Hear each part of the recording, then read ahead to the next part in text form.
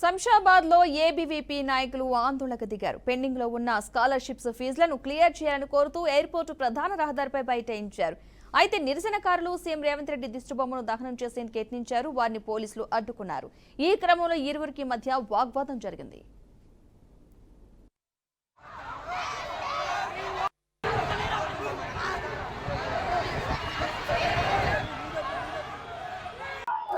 నమస్తే.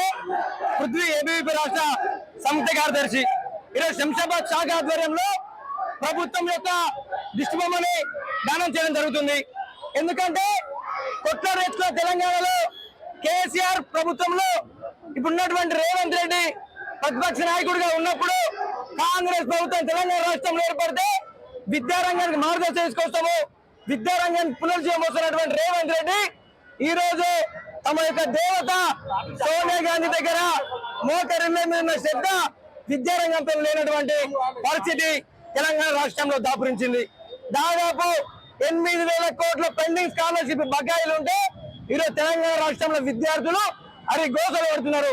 వాళ్ళ యొక్క డిగ్రీలు పూర్తయి సర్టిఫికెట్లేమో కళాశాల బీరువాలో మగ్గుతున్నాయి తప్పితే అవి ఏ విధంగా కూడా ఈరోజు విద్యార్థులకి పనికొచ్చేటువంటి పాపన పోలేదు.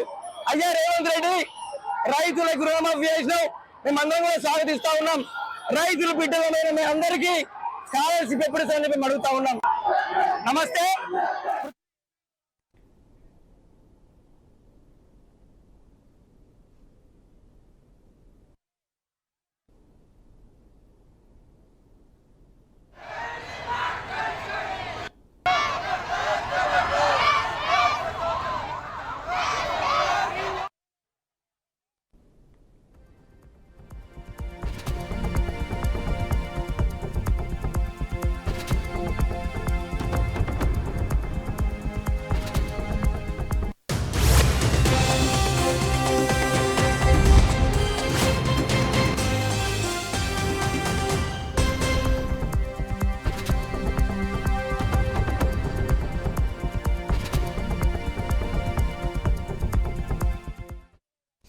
బులెటిన్లో బ్రేకింగ్ న్యూస్ చూస్తున్నాం. ఏలూరు జిల్లా నూజివీడులో దారుణం చోటు చేసుకుంది. 4 ఏళ్ల చిన్నారిపై అత్యాచారం జరిగినట్లుగా తెలుస్తోంది.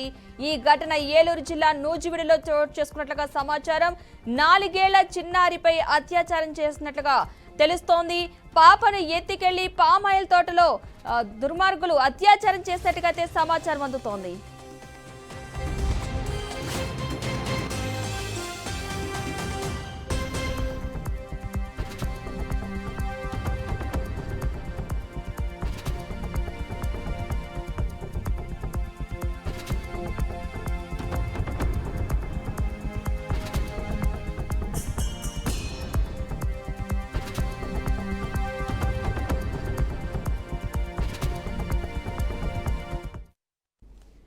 ఏలూరు జిల్లా నూజివీడులో దారుణమైన ఘటన అయితే చోటు చేసుకుంది.